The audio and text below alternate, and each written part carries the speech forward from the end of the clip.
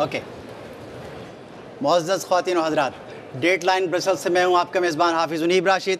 आज हम European parliament में पाकिस्तान के पार्लिमानी वफ़द के साथ बातचीत कर रहे हैं। ये वफ़द 3 ख़वातीन पर मुश्तमिल है, इस वक्त 4 ख़वातीन पर मुश्तमिल है और इसके साथ साथ इस वफ़द में जो वीमेन यूनिवर्सिटी लाहौर हैं उनकी वाइस चांसलर भी हमारे साथ मौजूद हैं यहाँ पे।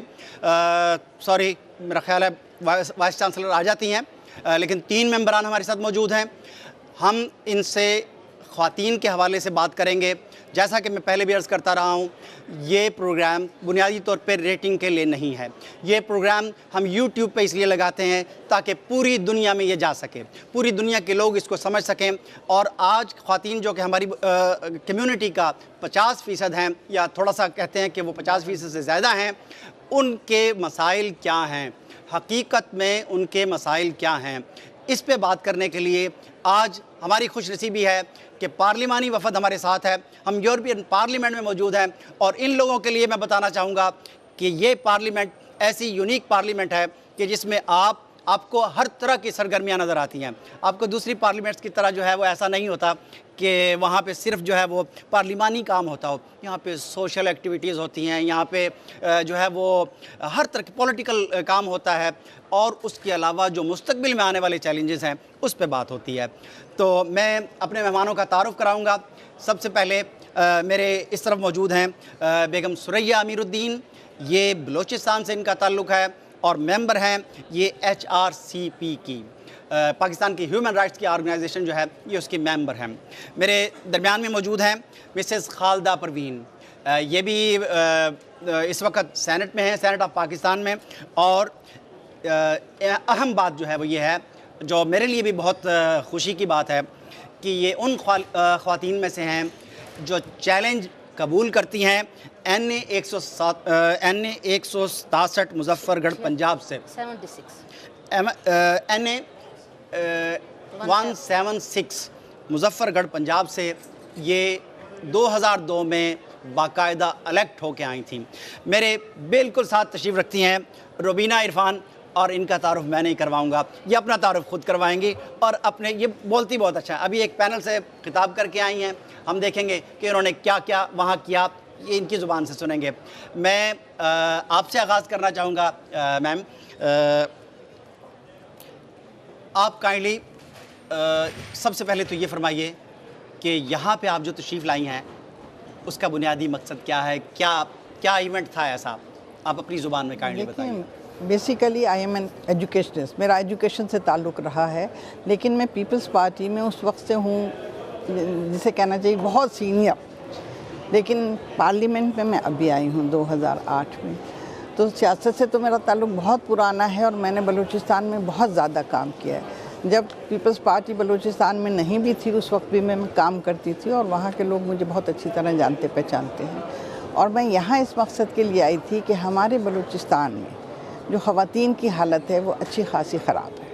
मैं चाहती हूँ कि जब 3 सूबों की ख़वातीन आगे बढ़ रही हैं तो हमारे सूबे की ख़वातीन क्यों ना आगे बढ़ें, वो आगे बढ़ें और उनको भी एक पहचान मिले। इस सबसे अहम वजह जो है हमारी ख़वातीन पीछे हैं कि लैक ऑफ एजुकेशन, हमारे यहाँ बहुत तालीम की कमी है। जो यूनिवर्सिटीज़ हैं भी, वहाँ के लोग भी अपनी ज़िंदगी से मायूस होकर दूसरे सूबों में चले गए हैं। कोई इस्लामाबाद शिफ्ट हो गया, कोई कराची शिफ्ट हो गया।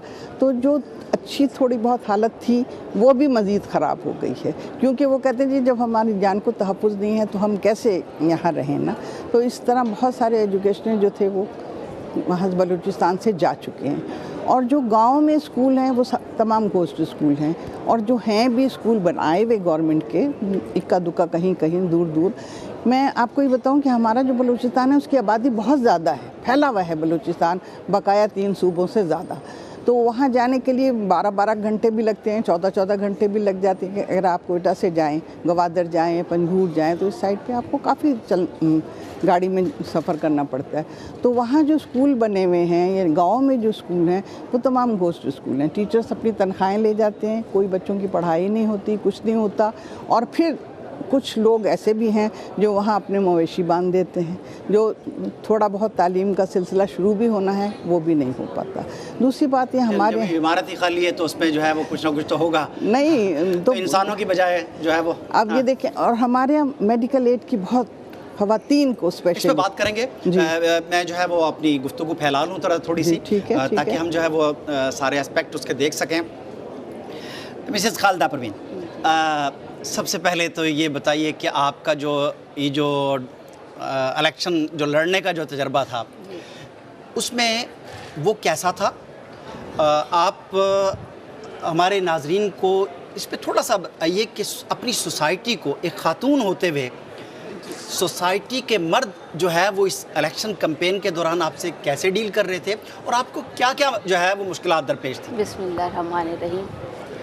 मैं जनूबी पंजाब से इलेक्ट हुई पहली खातून MLA और ये एक बहुत मुश्किल काम था, ख़ास तौर पर हमारे जनूबी पंजाब के इलाके से, क्योंकि वहाँ का जो माहौल है या कल्चर है उसके लिए बिल्कुल एक नई चीज़ थी। तो लोग कबूल करने के लिए इसको तैयार नहीं थे, लेकिन क्योंकि मेरे हस्बैंड भी सियासत में हैं और मैं भी। उनका क्या नाम है? जी, मोहसिन अली कुरैशी। वो 2008 में MLA बने।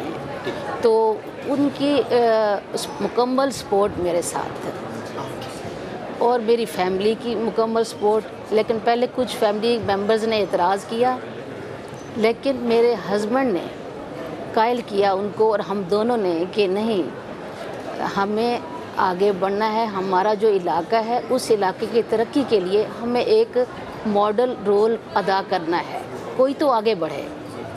तो ये सोच थी अपने इलाके को बेहतर करने के लिए, अपने इलाके की ख़वातीन, क्योंकि मेरे इलाके में बहुत गुर्बत है, ख़ास तौर पर जनूबी पंजाब में, और उसमें ख़वातीन की जो हालत है वो इंतहाई जो है वो काबिल रहम कह सकते हैं, ख़ास तौर पर देहात दूर दराज इलाकों में जहाँ पर उनके लिए कोई सहूलियात नहीं है। मेरा यहाँ जो आने का मकसद था, मैं कहती हूँ कि मैं सोचती हूँ कि मुझे देखना है कि दुनिया की जो दूसरी ख़वातीन हैं उन्होंने किस तरह से ये सारी मंजिलें तय की। मेरा तजर्बा मतलब इस लिहाज से एक मुनफरिद कह सकते हैं कि मेरा उस इलाके से पहली खातून होने के था एक, और दूसरा ये था कि लोग इस चीज़ को और एक नज़रिए से देख रहे थे। लेकिन अल्हम्दुलिल्लाह हमने काम किया, हमने लोगों को कायल किया और अल्लाह के करम से हमने वहाँ से कामयाबी हासिल की। इससे पहले, आपसे पहले जो है वो आपकी फैमिली का कोई मेंबर वहाँ से मुंतखब हुआ था? उसमें हमारी फैमिली में सियासी है, लेकिन आपस में मतलब जैसे मुख्तलिफ पार्टी से इलेक्टेड होते रहे मेंबर। आपके ज़ाती घर से कोई और शख्स? नहीं, मेरे हस्बैंड नहीं, खातून कोई नहीं थी मेरे फैमिली में से। लेकिन आपके हस्बैंड जो है वो उस इलाके से? जी जी। अब है हमारी बातचीत रुबीना इरफान साहिबा से। ये एक तो ये अपना ज़ाती तारुफ भी मैं इनसे चाहूँगा ये ख़ुद करवाएं, और इसके अलावा फिर ये एक बहुत अच्छी बोलने वाली हैं तो हम इन्हीं के पास चलते हैं। जी रुबीना इरफान साहिबा जी, आप काइंडली सबसे पहले अपना तारुफ ब्रीफली हमारे नाज़रीन को करवाइए, अपने बारे में बताइए प्लीज़। ये तारुफ उस खुदा की जिसने हमें बनाया।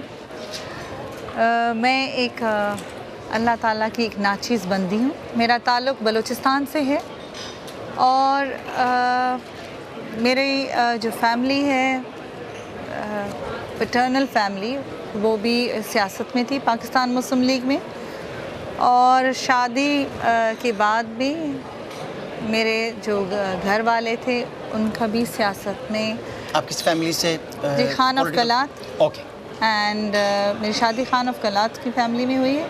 शहज़ादा आगा अब्दुल करीम की मैं बहू हूँ, और मेरा अपना ताल्लुक़ ज़ेरी फैमिली से है। It's an industrialist family. तो और बचपन ही से आप कह सकते हैं कि सोशल वर्क का बड़ा शौक़ था, और स्कूल ही में गर्ल्स गाइड के रूप में या ब्लू बर्ड्स के रूप में लोगों की मदद करना। और फिर जब ज़रा बड़ी हुई तो बलोच स्टूडेंट ऑर्गेनाइजेशन में मेरा वहाँ पे स्टूडेंट विंग था, उससे ताल्लुक़। फिर चूँकि मेरी फैमिली पाकिस्तान मुस्लिम लीग की थी और पाकिस्तान मुस्लिम लीग की स्टूडेंट में उस वक्त नहीं बनी थी। देन केम अ टर्म कि जब मेरी शादी हो गई, शादी के बाद ज़रूरी है कि आपके जो हस्बैंड है वो आपका साथ दें, तभी जाके आप घर से बाहर निकल सकते हैं। आप में अगर खिदमत का जज्बा हो, अपने लोगों का दर्द हो, अपने लोगों के लिए आपकी आवाज़ ऊंची करनी है या आपकी आवाज़ किसी जगह पहुंचानी है, तो आपके घर से आपको मुतमईन होना है। तो अल्लाह ताला का शुक्र है, आगा साहब ने हमेशा मेरा साथ दिया, क्योंकि उनका एक सियासी घराना है। वो हमेशा सियासत, चाहे आप किसी भी पार्टी से बालाताक होकर, रंग नस्ल झंडों से बालाताक होकर वो अपने मुल्क की और अपने लोगों की खिदमत कर रहे हैं और करते रहेंगे। और उन्होंने यही चीज़ हमें ही सिखाई है कि आप अपने घर में और बाहर लोगों की खिदमत करें। तो 2002 में ईयर 2000 में जब पाकिस्तान मुस्लिम लीग काफ बनी, क्योंकि मेरे पाकिस्तान मुस्लिम लीग के घराने से ताल्लुक़ रखती, तो ये नून लीग भी आ गई, जी भी आ गई, तो मगर मुस्लिम लीग होता है, पाकिस्तान मुस्लिम लीग। 2002 में 2000 में जब पाकिस्तान मुस्लिम लीग काफ बन रही थी, तो चौधरी साहब के यहाँ मेरे घर वालों ने मुझे बुलाया और वहाँ पे कहा कि आप लोग पाकिस्तान मुस्लिम लीग में आप आएँ, और हम वैसे भी मुस्लिम लीग ही थे, और लोगों की खिदमत करें, लोगों को बाहर एक अवेयरनेस, क्योंकि अवेयरनेस बलूचिस्तान में ज़रूरत थी। तो आप पहली मरतबा कब मुंतखब हुई? 2002 में। 2002 में। जी हाँ। और उसके बाद ऑनवर्ड्स? उसके बाद 2007 में दोबारा से।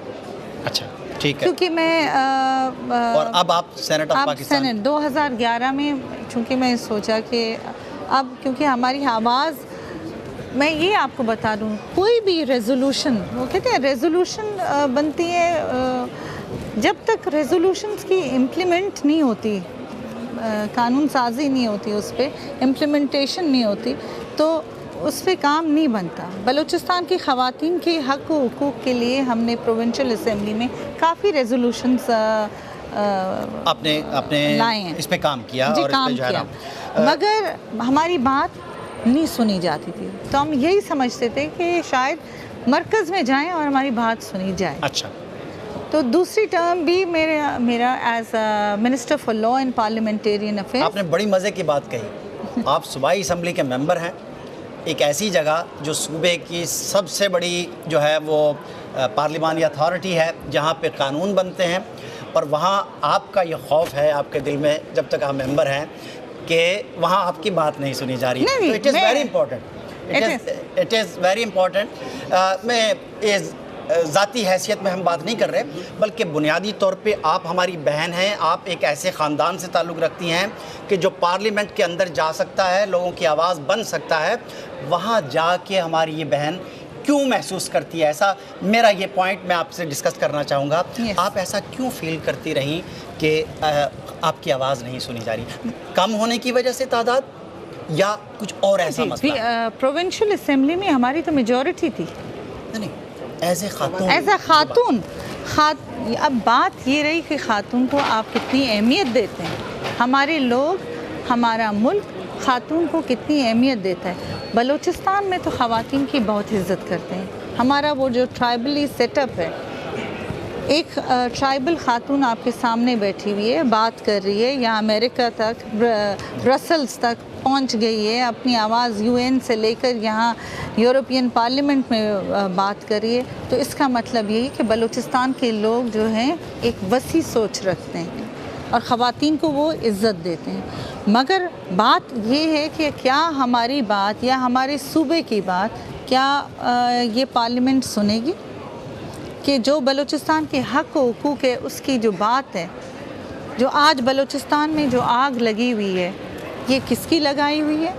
ये इस पे आते हैं, और हमारे पास 5 मिनट है मज़ीद जो है इसके बाद।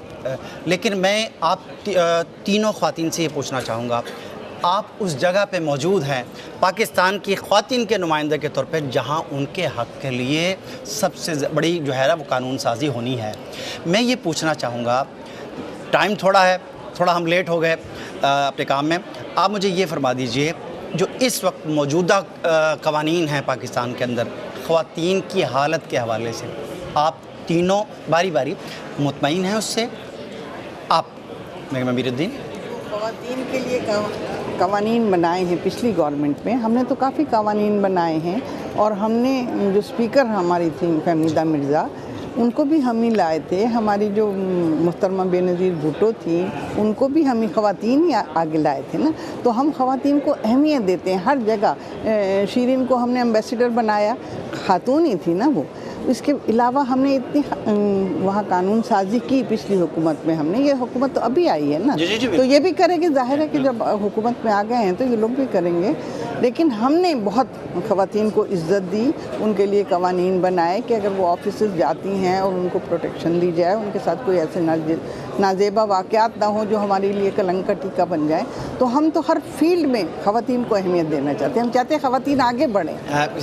जी, मेरे ख्याल में लॉ मौजूद है। मेरा जो कहना है कि इम्प्लीमेंटेशन नहीं होती। सबसे बड़ा मसला हमारा इम्प्लीमेंटेशन है, उस पर हम अब फोकस करेंगे ख़वातीन एज ए पार्लियामेंटेरियन, ताकि उन कवानीन पर सही मानों में अमल दरामद हो सके। मिसेस रुबीना, बिल्कुल 30 सेकंड हमारे पास आखिरी, और आप हमें बताइए, आप मुतमईन हैं और इस हवाले से कोई नई चीज़ आपके जहन में है कि आप ये बात करेंगी वहाँ जाके? देखिए जी, मैं ये समझ, जब तक ख़वातीन को पॉलिसी और डिसीजन मेकिंग में शामिल नहीं करते तो ये मुमकिन नहीं कि हम आगे बढ़ सकें या तरक्की कर सकें। चाहे वो बलूचिस्तान की हो, सिंध की हो, पंजाब की हो या KPK की हो। पाकिस्तान की तरक्की इसी में है कि पाकिस्तान के दोनों जेंडर, मेल और फीमेल, दोनों पाकिस्तान के लिए काम करें और पाकिस्तान की प्रोग्रेसिव सोच को आगे बढ़ाएं। बहुत बहुत शुक्रिया।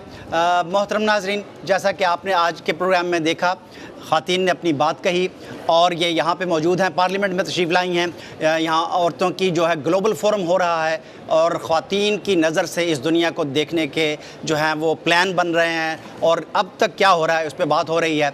मैं आपके मेज़बान के तौर पे आपसे इजाज़त चाहूँगा। मैं तो इतना कहना चाहता हूँ, ख़ातून एक ऐसी चीज़ है जो एक मर्द को इंसान बनने में मदद देती है। बहुत शुक्रिया। अल्लाह हाफ़िज़। Thank you. How was it? Thank